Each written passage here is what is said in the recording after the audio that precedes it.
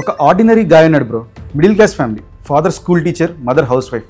చుట్టూ ఉండేవాళ్ళు ఎప్పుడు అసలు ఇది ఏం చేస్తాడో లైఫ్లో అనుకునేవాళ్ళు. ఈవెన్ స్కూల్ డేస్లో కూడా మార్క్స్ అంతే వచ్చే కావు. కాలేజ్ కూడా కంప్లీట్ చేయకముందే డ్రాప్ అవుట్ అయ్యాడు. బట్ వాడిలో ఒక క్వాలిటీ ఉంది, అదే డిసిప్లైన్. Everyday morning 4:30 AM లేచేవాడు. ప్రతిరోజు jogging, breakfast, work, repeat. Even వీకెండ్స్లో కూడా అంతే, హాలిడేస్లో కూడా అంతే. 10 years అలానే చేశాడు. అసలు పార్టీస్కి వెళ్ళేవాడు కాదు, లేట్ నైట్ వరకు మెలకుగా ఉండేవాడు కాదు. వాడికి ఒకే ఒక్క డ్రీమ్, బిజినెస్ పెట్టాలి అని. ఫ్రెండ్స్ నవ్వుతే ఎగతాలు చేసేవాళ్ళు, అరే నువ్వు అసలు లైఫ్ ఎంజాయ్ చేయవా అంటూ. రిలేటివ్స్ కూడా టీచ్ చేసేవాళ్ళు, నీకు జాబ్కే దిక్కులేదు కానీ బిజినెస్ పెడతావా అని చెప్పేసి. But he didn't stop. స్లోగా ఒక స్మాల్ కంపెనీ స్టార్ట్ చేశాడు. ఫస్ట్ 2 yearsలో మొత్తం లాసెస్, నెక్స్ట్ 2 yearsలో బేర్లీ ప్రాఫిట్ అంతే. 5th year ఒక పెద్ద ఐడియా వచ్చింది, అదే let's sell something that can't stop selling. He started building the system. Brick by బ్రిక్గా చాలా ఓపిక్గా సెట్ చేసుకుంటూ వెళ్ళారు. Today that man runs India's largest retail network. You guessed it right, Dhirubhai Ambani, founder of Reliance. మన అందరికీ రిలయన్స్ బ్రాండ్ గురించి తెలుసు, కానీ అంబానీ డిసిప్లిన్ స్టోరీ ఏంటి అనేది తెలియదు. 16 years ఏజ్లోనే చేతిలో మనీ లేవు, జాబ్ లేదు. సర్వైవింగ్ కోసం హీ వెంట్ టు యెమెన్. అక్కడ అదేన్ అని బ్రిటిష్ కాలనీలో ఉండేవాళ్ళు. ఆ టైంలో చాలా పాపులర్ ప్లేస్ అనమాట. ఆయన షెల్ కంపెనీలో పెట్రోల్ కంపెనీ అటెండెంట్గా వర్క్ స్టార్ట్ చేశారు. వెరీ స్మాల్ జాబ్, కానీ అక్కడే ఆయన షేప్ చేసే 2 క్వాలిటీస్ డెవలప్ అయ్యాయి. Number 1 math of profit, number 2 power of trade. Aden is one of the biggest trade ports of the world at that time. Spices, oil, fabrics, metals అన్ని Gulf and African కంట్రీస్కి అక్కడ నుండే supply అయ్యాయి. అదొక పెద్ద trade centre అనమాట. Dhirubhai trading సిస్టమ్ని observe చేస్తూ ఉంటే అతని మైండ్లో ఒక చిన్న విషయం అర్థమైంది. If you control the supply chain, you control the market అని చెప్పేసి. ఇదే లేటర్ రిలయన్స్ బిజినెస్ మోడల్గా అయింది. అదేన్లో పనిచేసేటప్పుడు అతనికి ఒక బిగ్ రియలైజేషన్ వచ్చింది. బిజినెస్ అంటే పెద్ద క్యాపిటల్ కాదు, స్పీడ్ అండ్ టైమింగ్ చాలా ఇంపార్టెంట్ అని చెప్పేసి. అంటే ఆపర్చునిటీని వన్ టైం గ్రాప్ చేసుకోవడం. He used small chances to build big contacts. Foreign trade నేర్చుకున్నారు, బ్యాంక్ లెటర్స్ ఆఫ్ క్రెడిట్స్ ఎలా పనిచేస్తాయో తెలుసుకున్నారు, షిప్పింగ్ ఎలా బుక్ చేయాలని నేర్చుకున్నారు, పేమెంట్ రిస్క్ ఎలా మేనేజ్ చేయాలనేది కూడా నేర్చుకున్నారు. ఇట్లా ప్రతిదీ చాలా ఓపిక్గా నేర్చుకున్నారు. అదేన్లో కాటన్ అండ్ టెక్స్టైల్ ట్రేడ్ బూమింగ్లో ఉందని చెప్పి గుర్తించారు ధీరుభాయ్. అప్పుడు అతను ఫ్యూచర్ వైపుగా ఒక డెసిషన్ తీసుకున్నారు. ఇండియాకి తిరిగి వెళ్ళాలి, అక్కడే నా ఎంపైర్ని బిల్డ్ చేయాలి అని చెప్పేసి. 1958లో ఇండియాకి తిరిగి వచ్చారు. పాకెట్లో పెద్దగా మనీ గోల్డ్ ఒక 500 ఉన్నాయి. ఆ టైంలో అవి కొంచెం ఎక్కువే అని చెప్పి మీరు అనుకోవచ్చు, కానీ బట్ బిజినెస్ పెట్టడానికి, ఆయన అనుకున్న పెద్ద ఎంపైర్ స్టార్ట్ చేయడానికి అది చాలా తక్కువ క్యాపిటల్, అసలు సరిపోదు. బట్ ఆయనకున్న అసెట్ ఏంటంటే knowledge plus courage plus power of risk. అసలు చిన్నప్పటి నుంచి స్కూల్లో పెద్దగా చదవని వ్యక్తికి ఇవన్నీ ఎలా వచ్చాయి? జస్ట్ డిసిప్లైన్ అండ్ కన్సిస్టెన్సీ వల్లే. ఓకే, ముంబైలో చిన్న స్పైసెస్ ట్రేడింగ్ బిజినెస్ మొదలుపెట్టారు. బిజినెస్ ఫిలాసఫీ సింపుల్, లో margin, high volume, fast turn over, quick expansion. Success అయ్యారు. నెక్స్ట్ టెక్స్టైల్ ఇండస్ట్రీ స్టార్ట్ చేశారు. ఇది life changing move and rest is history, మనందరికీ తెలిసిందే. ఇంత పెద్ద ఎంపైర్ ఈరోజు బిల్డ్ అయింది అంటే only reason discipline and consistency మాత్రమే. అయితే డిసిప్లైన్ ఫస్ట్ 3 daysలో మనకి చాలా ఇబ్బందిగా ఉన్నా 30 days అసలు ఆపకుండా అలానే కన్సిస్టెన్సీ మెయింటైన్ చేస్తే, ఒక ప్యాటర్న్ని మనం అలవాటు చేసుకుంటే మనకి చాలా బోర్ అనిపిస్తుంది. బట్ స్లోగా బ్రెయిన్ ట్యూన్ చేసుకోవడం అలవాటు చేసుకుంటుంది. అలానే మనం ఇంకో 1 year చేస్తే గ్రోత్ సైలెంట్గా బిల్డ్ అవుతుంది, నీకు ఒక బేస్ ఏర్పడుతుంది. లాస్ట్ 1 yearలో నీ లైఫ్లో నువ్వు డిసిప్లిన్ అండ్ కన్సిస్టెన్సీ మెయింటైన్ చేయడం వలన నీ గ్రాఫ్ నీకు క్లియర్గా కనిపించింది. Let me tell you about 2 brothers from Bengaluru. Not rich, not IIT, not IIM. Background simple, middle class family. As usual అందరి పేరెంట్స్ అనే వాళ్ళ పిల్లలు కూడా మంచి జాబ్స్ చేస్తారని చెప్పేసి లైఫ్లో బాగా సెటిల్ అవ్వాలని చెప్పి అనుకున్నారు ఆ పేరెంట్స్. బట్ ఆ బోత్ బ్రదర్స్ కాలేజ్ డ్రాప్అవుట్స్ అయ్యారు. Yes, dropout. డిగ్రీ కూడా కంప్లీట్ చేయలేదు.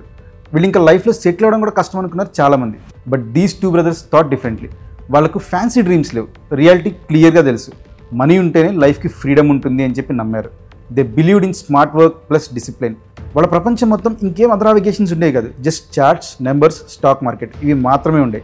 అలా అని చెప్పి ఈజీ మనీ కోసం చేసే మైండ్ సెట్ కూడా కాదు వాళ్ళది. Everyday early morning work start చేస్తే ఎప్పుడో లేట్ నైట్కి ఫినిష్ చేస్తారు. No holidays, no celebrations, no laziness, pure dedication. రోజులానే ఒకరోజు ఇండియన్ స్టాక్ మార్కెట్ని అబ్జర్వ్ చేస్తున్నప్పుడు ఒక పెద్ద ప్రాబ్లమ్ని ఐడెంటిఫై చేశారు వాళ్ళు. అదేంటంటే ట్రేడింగ్ ఇండియాలో కాస్ట్లీ అండ్ కాంప్లికేటెడ్ అని చెప్పేసి. బ్రోకర్స్ చాలా హిడెన్ ఛార్జెస్ కలెక్ట్ చేస్తున్నారు. స్టాక్ మార్కెట్ అంటేనే మిడిల్ క్లాస్కి భయం వచ్చేలా చేశారు అని అర్థమైంది. అప్పుడు వాళ్ళ మైండ్లో వాళ్ళు వేసుకున్న ఒక క్వశ్చన్ ఏంటంటే, ఎందుకు ఇండియాలో రిచ్ పీపుల్ మాత్రమే ఇన్వెస్ట్ చేస్తున్నారు, నార్మల్ ఇండియన్స్ ఎందుకు కాన్ఫిడెంట్గా ఇన్వెస్ట్ చేయలేకపోతున్నారు అని. అక్కడే వాళ్ళు ఒక ఆపర్చునిటీ కనిపెట్టారు. బిజినెస్గా కాదు, రిఫార్మ్గా. అప్పుడే డిసైడ్ అయ్యారు, ఇండియన్ మిడిల్ క్లాస్ పీపుల్కి బ్రోకర్స్ క్రియేట్ చేసిన భయాన్ని పోగొట్టేద్దామని. అలా పోగొట్టాలి అంటే ఇండియన్స్కి స్టాక్ మార్కెట్ ట్రేడింగ్ని చాలా సింపుల్గా, హానెస్ట్గా చేసుకునేలా ఒక సిస్టమ్ని డిజైన్ చేయాలి. డిసైడ్ అయ్యారు. దాంతో వాళ్ళు ఒక స్మాల్ ఆఫీస్ సెటప్ చేసుకున్నారు.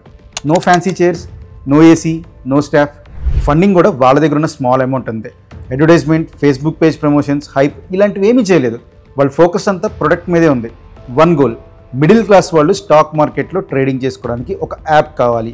అది చాలా స్మూత్గా రన్ అవ్వాలి, బ్రోకరేజ్ ఛార్జెస్ వీలైనంత లో ఉండాలి, ట్రస్ట్ బిల్డ్ అవ్వాలి. స్లోగా ఒక యాప్ని లాంచ్ చేశారు. కస్టమర్స్ అడిగే క్వశ్చన్స్కి పర్సనల్గా రిప్లై ఇచ్చేవాళ్ళు. కోడ్లో ఉన్న బగ్స్ అన్నింటినీ ఎప్పటికప్పుడు ఫిక్స్ చేసుకుంటూ వెళ్ళారు. ఫీడ్బ్యాక్ కలెక్ట్ చేస్తూ ఎప్పటికప్పుడు వాళ్ళ సిస్టమ్ని ఇంప్రూవ్ చేసుకుంటూ వెళ్ళారు. సోషల్ మీడియాలో పోస్టులు లేవు, మీడియా ఇంటర్వ్యూస్ అడిగినివ్వలేదు. హైలైట్ ఏంటంటే క్రోర్స్ ఆఫ్ ఫండింగ్ ఇస్తానన్నా కూడా యాక్సెప్ట్ చేయలేదు. వై? వాళ్ళ థింకింగ్ ఎలా ఉండేదంటే, we don't want pressure from investors and we want freedom to build value for customers. ఈ మైండ్ సెట్ వల్లే గేమ్ అంతా మారిపోయింది. అలా డిసిప్లిన్తో కన్సిస్టెన్సీగా 6 years నాన్ స్టాప్గా వర్క్ చేశారు. ఫైనల్లీ 6 years తర్వాత ఇండియాలో స్టాక్ మార్కెట్లో ట్రేడింగ్ చేసే ఎవరిని అడిగినా దాదాపు వచ్చేది రిప్లై ఒకటే, జీరోదా అని చెప్పేసి. ఎస్, ఆ ఇద్దరు brothers Zerodha founders, Nithin and Nikhil Kamath. Garage size ఆఫీస్తో స్టార్ట్ అయ్యి today's India's number 1 biggest stock బ్రోకర్గా ఉన్న company Zerodha. They didn't chase it for money, they chase it for clarity. They didn't follow hype, they follow discipline. They didn't ask how to get rich, they ask how to build trust. And trust always wins. అదే జరిగింది ఇక్కడ కూడా. Zerodha success one day story కాదు bro. It's 10 years of boring consistency and mad discipline. No short cuts, no drama, just work, improve, repeat. Why am I telling you these stories? Because Chanakya already warn చేశాడు centuries back ఏమని. Discipline లేకుండా నీకు ఎంత talent ఉన్నా waste, and consistency లేకుండా గెలవడం impossible అని. మనం ప్లానర్స్గా అవ్వడం చాలా ఈజీ, డ్రీమర్స్గా అవ్వడం ఇంకా ఈజీ. బట్ విన్నర్స్ కావడం అంటేనే డిసిప్లిన్, కన్సిస్టెన్సీ అనేది మ్యాండేటరీ. ఎందుకంటే ట్రూత్ సింపుల్, పెద్ద పెద్ద డ్రీమ్స్ అందరికీ ఉంటాయి, కానీ ఎగ్జిక్యూషన్ చేసే సత్తా కొంతమందికి మాత్రమే ఉంటుంది. అలాంటి డిసిప్లిన్ అండ్ కన్సిస్టెన్సీ ఉన్నోడికి సక్సెస్ సెక్సీగా ఉంటుంది. అయితే ఇక్కడ క్వశ్చన్ ఏంటంటే, why most people fail in business? Perfect plan ఉంటుంది కానీ యాక్షన్ ఉండదు. స్టార్ట్ చేస్తారు కానీ మధ్యలోనే ఆపేస్తారు. ఫస్ట్ వీక్ ఫుల్ ఫైర్తో ఉంటారు, తర్వాత డిసిప్లిన్ ఉండక గివప్ చేసేస్తారు. మోటివేషన్ ఉంటే పని చేస్తారు, లేకపోతే లేజీ మోడ్కి వెళ్ళిపోతారు. ఇలాంటి హ్యాబిట్స్ బిజినెస్నే కాదు, నమ్మకాన్ని, డ్రీమ్స్ని కూడా స్లోగా చంపేస్తాయి.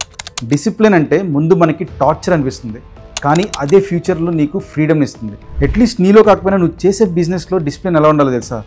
డెడ్ లైన్స్ కమిట్ అయితే బ్రేక్ అవ్వకూడదు, కస్టమర్స్కి ప్రాబ్లం అయితే వెంటనే సాల్వ్ చేసేయాలి, మనీ హ్యాండిల్ చేస్తే హానెస్టీ మెయింటైన్ చేయాలి, మార్కెటింగ్ చేస్తే డైలీ కన్సిస్టెన్సీ ఉండాలి, టీమ్ ఉంటే ట్రస్ట్ మెయింటైన్ అవ్వాలి. ఇవన్నీ ఫాలో చేస్తే ఆ పర్టికులర్ బిజినెస్ స్లోగా బిల్డ్ అయినా కూడా చాలా సాలిడ్గా బిల్డ్ అవుతుంది. మీకు టాటా గ్రూప్ తెలుసు కదా, డికేడ్స్గా టైంకి శాలరీస్, టైంకి క్వాలిటీ డెలివరీ ఇస్తున్నాయి. అందుకే టాటాకి ట్రస్ట్ ఎంపైర్ అని చెప్పి పేరు. ఇన్ఫోసిస్ సిస్టమ్స్ అండ్ డిసిప్లిన్తో ఉన్న ఆర్గనైజేషన్ అది, అందుకే గ్లోబల్ రెస్పెక్ట్ ఉంటుంది దానికి. Zomato 15 years patience plus small steps plus consistency, అందుకే ఈరోజు ఫుడ్ మార్కెట్లో కింగ్ అయింది జొమాటో. ఏషియన్ పెయింట్స్ ప్రతి చిన్న డీలర్కి కూడా టైంకి సప్లై ఇచ్చేది, ఎప్పుడు మిస్ చేయలేదు. అందుకే ఈరోజు ఇండియాస్ నెంబర్ 1 అనమాట అది. ప్రతి సక్సెస్ ఒకటే రకం కాదు బ్రో, కానీ బ్యాక్ బోన్ మాత్రం ఒకటే, డిసిప్లిన్.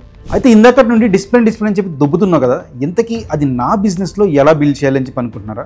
నేను చెప్పినట్టు ఫాలో చేయి, జస్ట్ 30 daysలోనే చేంజ్ వస్తావు. డైలీ ఫిక్స్డ్ యాక్షన్ ప్లాన్ పెట్టుకో. 3 important టాస్క్స్ ఎవ్రీడే కంప్లీట్ చేయి. వర్క్ టైమింగ్ సెట్ చేసి ఫాలో అవ్వు. డిస్ట్రాక్షన్స్ రిమూవ్ చేయి. ఫోన్ కానీ, యూజ్లెస్ మీటింగ్స్ కానీ, ఊరికి స్క్రోల్స్ చేయడం అలాంటివి వదిలేసాయి. డైలీ రివ్యూ నోట్ పెట్టుకో. వీక్లీ 1 day ప్లానింగ్ పెట్టు. కన్సిస్టెన్సీ బ్రేక్ అయితే రీస్టార్ట్ ఇమీడియట్లీ. అలా డిలే చేసేది అయింది కదా అని చెప్పేసి. Now take your diary bro, right 2 lines, just 2 lines మాత్రమే. నా బిజినెస్ డిసిప్లిన్ రూల్స్ ఇవి అని చెప్పేసి. ఇది లైన్ 1. లైన్ 2, ఏం జరిగినా ఇవి డైలీ ఫాలో అవ్వాలి అని చెప్పేసి. ఆ రెండింటికి సంబంధించిన థింగ్స్ నువ్వు రాసుకో, వాటిని ఖచ్చితంగా ఫాలో అవ్వు. And the thumb rule is stop saying, start doing. End of the day business అంటే లక్ కాదు bro, rules plus mind set plus consistency.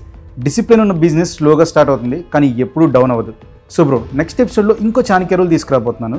కాంపిటీషన్లో గెలవాలంటే ఎలా స్ట్రాటజీ పెట్టుకోవాలి, మార్కెట్లో వార్ అనే గేమ్ని ఎలా ఆడాలి అనే బిజినెస్ బ్యాటిల్ స్ట్రాటజీని ఎక్స్ప్లెయిన్ చేస్తా. Until then stay focused, stay consistent, stay Chanakya level strategic. జై హింద్.